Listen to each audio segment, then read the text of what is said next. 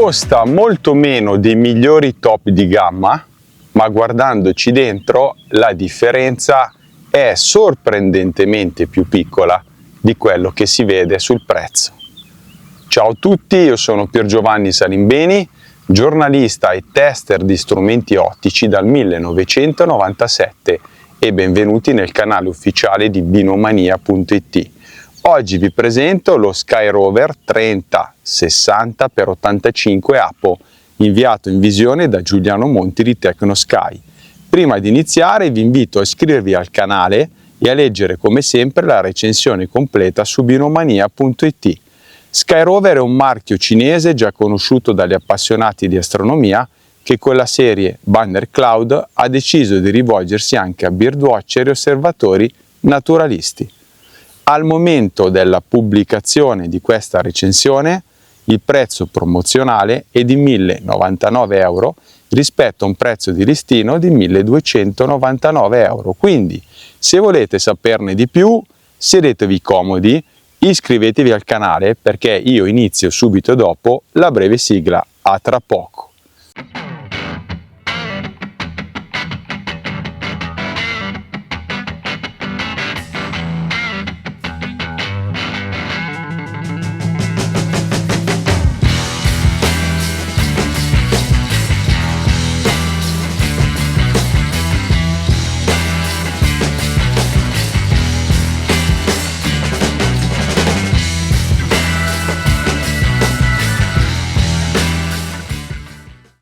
La serie Banner Cloud comprende attualmente due modelli. Quello oggetto di questa prova utilizza un obiettivo da 85 mm e uno zoom compreso tra 30 e 60 ingrandimenti. A mio avviso rappresenta un buon compromesso tra luminosità, potere risolutivo e trasportabilità. Skyrover propone anche il più grande 35-70x Apo, dotato quindi di un obiettivo da 100 mm. Quest'ultimo forse è più orientato alle osservazioni a lunga distanza e alla fotografia, magari all'impiego crepuscolare e anche a quello astronomico. Entrambi richiedono inevitabilmente dei treppiedi più robusti, ovviamente rispetto a spotting più compatti. Su TechnoSky potete trovare anche accessori dedicati. Particolarmente interessante è stato provare lo Skyrover S&T. È un adattatore che consente di utilizzare oculari astronomici con barilotto da 31,8. È possibile quindi scegliere focali ingrandimenti differenti, utilizzare oculari grandangolari oppure sfruttare quelli già presenti magari nel proprio corredo astronomico. Inoltre con l'extender 2x, opzionale anch'esso, è possibile collegare una fotocamera e nelle configurazioni compatibili un visore binoculare. Il sistema è filettato di aggancio e innesto all'oculare è meno rapido magari di una baionetta, ma rende in questo caso questo spotting scope decisamente più versatile e utilizzabile anche nell'osservazione astronomica ad alto ingrandimento. Da un punto di vista estetico, come vedete, propone una linea piuttosto classica. Abbiamo una robusta copertura di gomma verde scuro e ampie zigrinature che comunque garantiscono una presa sicura anche con le mani umide o indossando i guanti. Il corpo dello spotting può ruotare grazie al collare di 360 gradi e quindi potete regolare facilmente la posizione durante la fase osservativa. Il blocco avviene tramite un pommello laterale anch'esso zigrinato. Il piedino è compatibile direttamente con il sistema Arca Swiss e presenta comunque anche due filettature per il montaggio su altre piastre fotografiche. Con l'oculare zoom installato senza tappi la mia bilancia ha rilevato un peso di 2222 grammi, quindi molto vicino ai 2250 dichiarati dal costruttore. Ho apprezzato particolarmente il paraluce estraibile che è realizzato in metallo e decisamente robusto.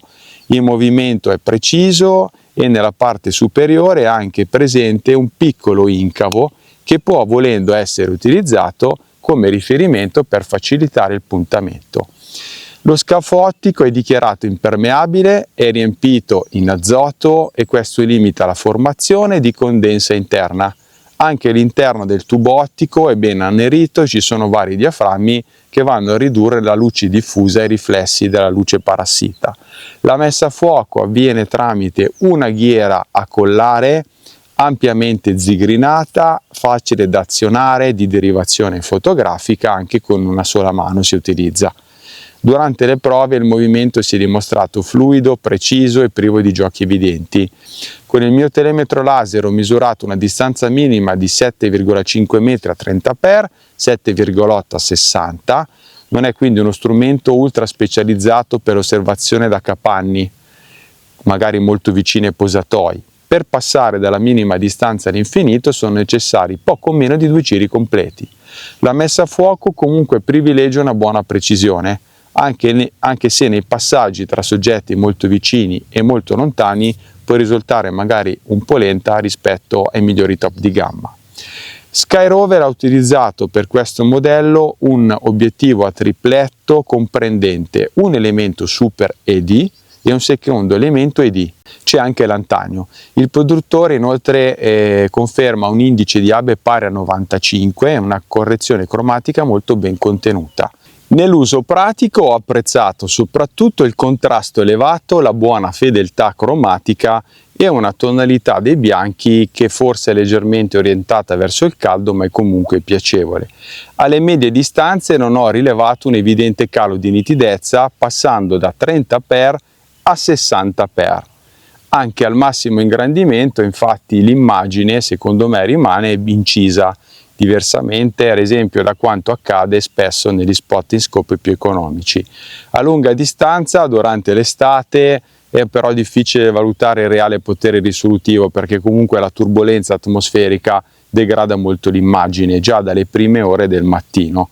Adesso sono le 8:44, ci sono già 27 gradi. L'obiettivo è protetto sia dal robusto paraluce metallico sia da un tappo anteriore a pressione.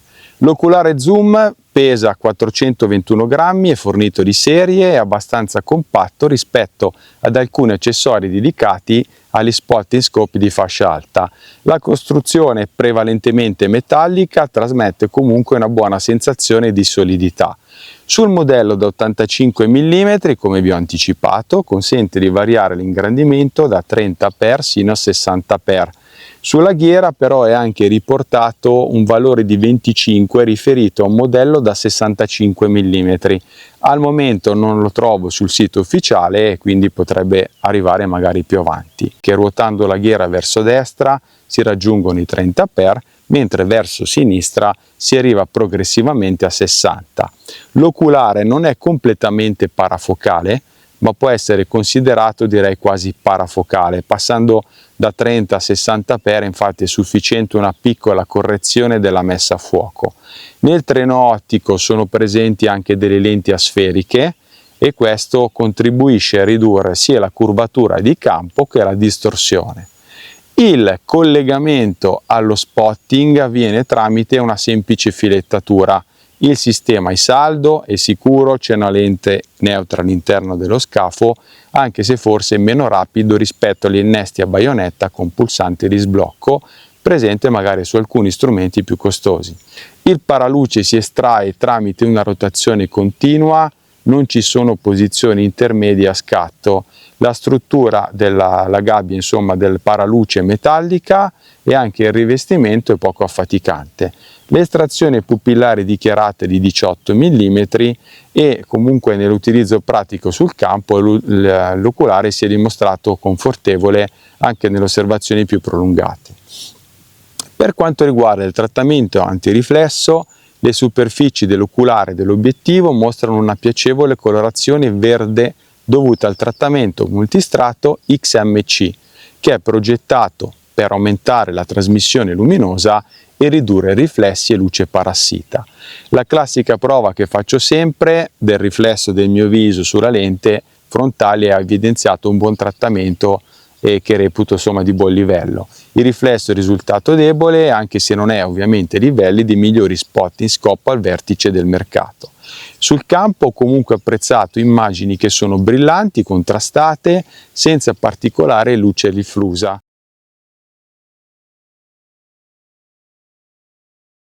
Inquadratura, breve ulteriore premessa pratica per ciò che concerne la resa. Sto osservando un airone bianco, sarò a circa 40-50 metri, e nell'uso visuale a 30x l'immagine è priva di aberrazione cromatica.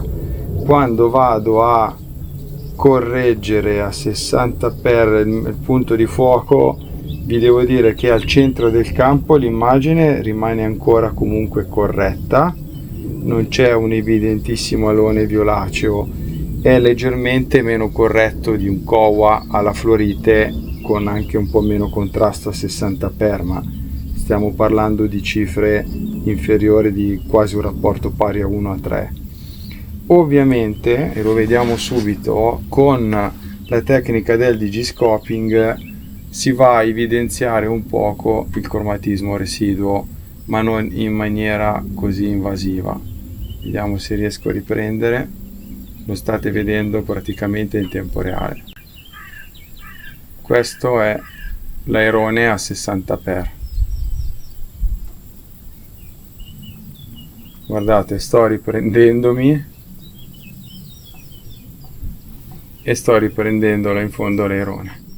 Anche il cromatismo laterale con questo oculare di serie è molto contenuto, diventa appena percepibile verso il 60-70% dal centro del campo e su soggetti fortemente contrastati.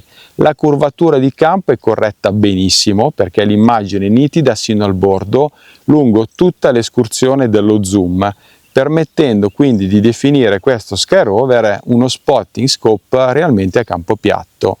La distorsione angolare è modesta, è presente, comunque compare soprattutto nella zona più esterna. Adesso vi spiego invece le mie impressioni nei vari settori di utilizzo. Nel birdwatching si è comportato bene perché le immagini sono nitide, contrastate, caratterizzate da un ottimo contenimento del cromatismo residuo. Ho apprezzato anche la resa osservando i rapaci in controluce. In questa fascia di prezzo ho provato strumenti ragazzi decisamente meno efficaci sia nel controllo della luce diffusa che nel controllo delle aberrazioni cromatiche, soprattutto su soggetti più contrastati e luminosi. L'intera escursione compresa tra 30x e 60x è realmente utilizzabile. Naturalmente durante l'estate la turbolenza atmosferica, come vedrete nel video, può rendere poco proficui i massimi ingrandimenti già dalle prime ore del mattino, ma in questo caso vi devo confermare che il limite è imposto dall'aria e non dall'ottica. Il peso non lo rende la soluzione ideale per le lunghe escursioni in montagna, soprattutto considerando anche la necessità di utilizzare un treppiede stabile. Per le osservazioni da postazione fissa o per spostamenti non troppo impegnativi è però secondo me una soluzione molto valida. Per ciò che concerne l'osservazione panoramica del paesaggio ho ritrovato comunque le caratteristiche già evidenziate durante le prove ottiche nel birdwatching. Grazie all'adattatore acquistabile separatamente è anche possibile montare un oculare di focale più lunga per ottenere meno ingrandimenti e ridurre quindi gli effetti della turbolenza diurna rispetto ai 30x. Al crepuscolo lo Sky Rover non raggiunge del tutto le prestazioni dei migliori strumenti al vertice del mercato, ma il distacco è inferiore a quanto potrebbe far pensare, come sempre, la differenza di prezzo. Nell'utilizzo al poligono comunque lo Sky Rover ha dimostrato anche con l'oculare zoom un buon contrasto e il potere risolutivo. Non vi faccio vedere le immagini con le armi perché ultimamente YouTube mi sta penalizzando tantissimo.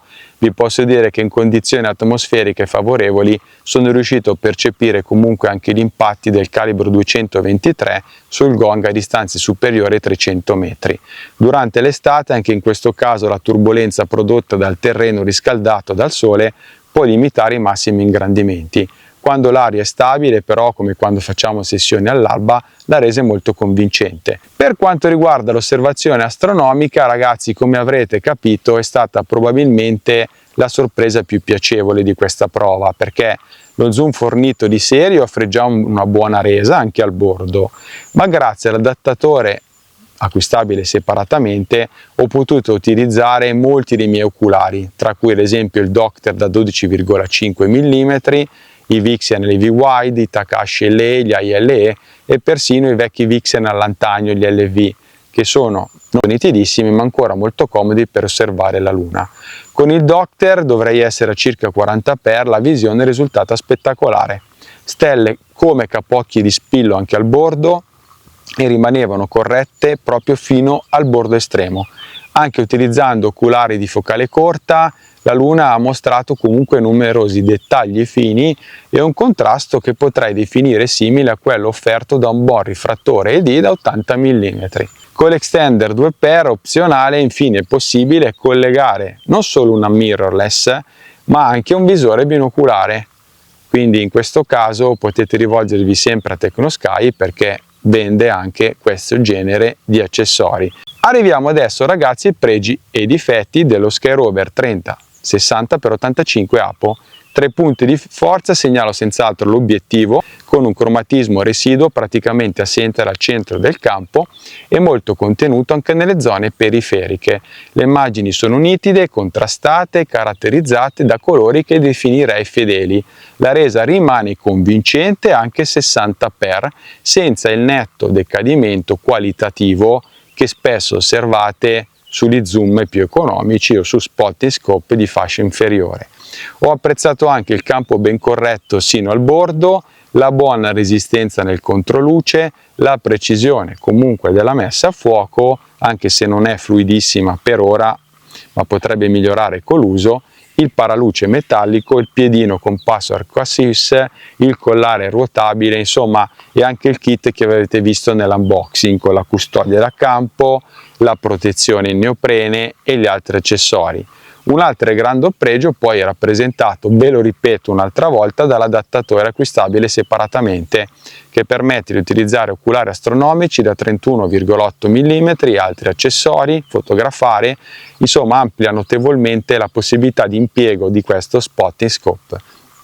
Tra i difetti devo ricordare il peso, comunque non trascurabile soprattutto per chi affronta lunghe escursioni e delle finiture magari meno raffinate rispetto ai migliori modelli europei e giapponesi.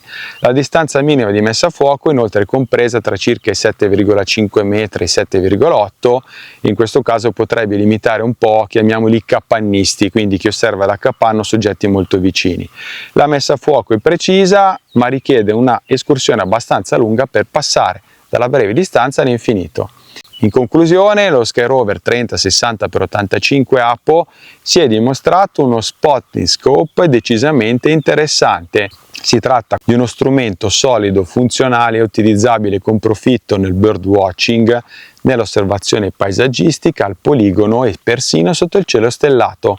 Per questo considero lo Skyrover una delle proposte più interessanti della sua fascia di prezzo. Al momento della realizzazione di questa recensione, quindi luglio 2026, lo Skyrover 30-60x85 Apo è proposto da TechnoSky al prezzo promozionale di 1.099 euro rispetto al prezzo di 1.299. Vi consiglio di consultare il sito di TechnoSky per verificare prezzo e disponibilità degli aggiornamenti.